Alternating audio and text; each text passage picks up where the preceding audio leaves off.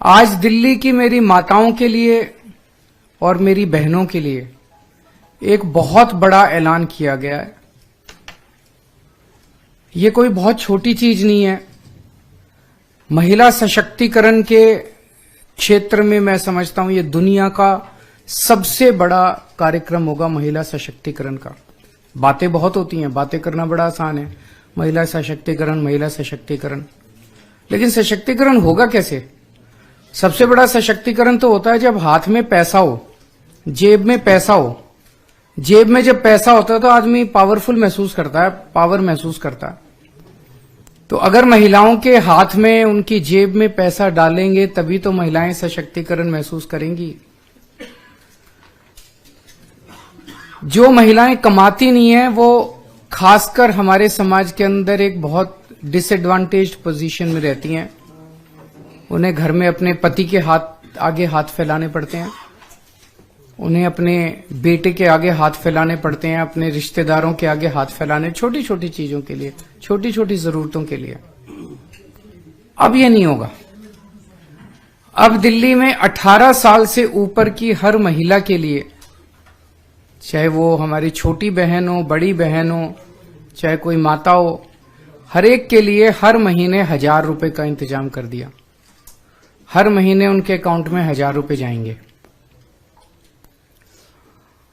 ये बहुत बड़ी बात है और इस पे कई सालों से हम काम कर रहे थे। जाहिर तौर पे इस पे काफी पैसे का खर्च आएगा, लेकिन चूंकि दिल्ली में अब एक बहुत ही ईमानदार सरकार है, एक एक पैसा बचाती है।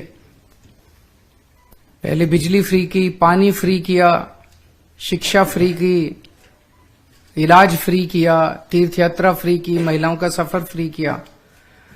तो पैसा बचा बचा के जनता तक पहुंचाती है। यही पैसा, ऐसा क्यों नहीं हुआ कि पहले क्यों नहीं हुआ, और लोग क्यों नहीं कर रहे हो? क्योंकि वो सारा पैसा पार्टी वाले खा जाते हैं, दूसरी पार्टियों वाले सारा पैसा नेता खा जाते हैं, नेताओं की तरफ जाता है, सारा पैसा नेताओं की जेब में जाता है। दिल्ली में ऐसा नहीं होता। दिल्ली में सारा पैसा, एक एक पैसा बचा के हमने जनता पे खर्च किया है।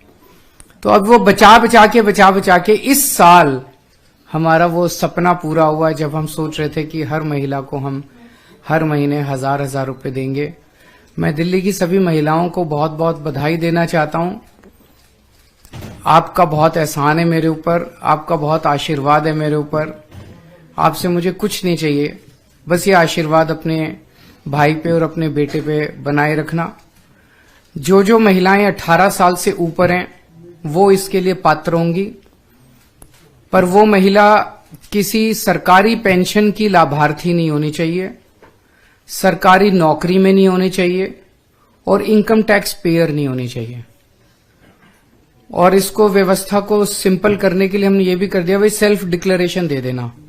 आप बाद में रैंडम तौर पे कुछ की जांच होती रहेगी, लेकिन सेल्फ डिक्लेरेशन देके आपको ये बेनिफिट शुरू हो जाएगा। तो इस साल अभी चुनाव के बाद जो है वो इसकी प्रक्रिया चालू होगी, फिर इसको हम कैबिनेट में लाके इसको सब करेंगे। तो मैं दिल्ली की महिलाओं को बहुत बहुत बधाई देना चाहता हूं। इससे एक बहुत बड़ी बात होगी, दिल्ली की अर्थव्यवस्था में बहुत बड़ा उछाल आएगा। हमेशा ये देखा गया है कि अगर संपत्ति या दौलत या पैसा कुछ चंद लोगों के हाथ में कॉन्सेंट्रेट हो जाए तो अर्थव्यवस्था का बेड़ा गर्क हो जाता है। पिछले 75 साल में हमने देखा, जितनी भी पार्टियों की सरकार आई उनकी एक ही थ्योरी थी, trickle down theory, trickle down economics. उनका ये होता था कि भाई 2-4 परिवारों को सारा पैसा दे दो देश का, वो फिर फैक्ट्री लगाएंगे, फैक्ट्री में सारे मजदूरी करेंगे और उससे देश की तरक्की होगी। उससे देश की तरक्की कभी नहीं होती, दुनिया भर में नहीं हुई। ये जो बॉटम्स अप थ्योरी है, जिसके जरिए आप जनता में, गरीब आदमी के हाथ में जितना पैसा आएगा उतनी तरक्की होगी इकोनॉमी की। गरीब आदमी के हाथ में जब पैसा आता है तो वो मार्केट में जाता है, वो कपड़ा खरीदता है, वो साबुन खरीदता है, वो कंजम्पशन की चीजें खरीदता है, तो इकोनॉमी में डिमांड क्रिएट होती है। जब डिमांड क्रिएट होती है तो नई नई फैक्ट्री लगती हैं, नई नई दुकानें लगती हैं। जब हम दिल्ली में आए थे हमने मिनिमम वेज बढ़ाए थे बहुत ज्यादा। हमने जब बिजली फ्री की, हमने पानी फ्री किया, आम जनता के हाथ में पैसा आया। आज उसी का नतीजा है कि दिल्ली के अंदर सबसे कम महंगाई है और सबसे ज्यादा समृद्धि है पूरे देश के अंदर देखा जाए तो महिलाओं के हाथ में जब पैसा आएगा, मैं समझता हूं वो मार्केट में जाएगी, अपनी मनपसंद की चीजें खरीदेंगी, उससे इकोनॉमी की भी तरक्की होगी।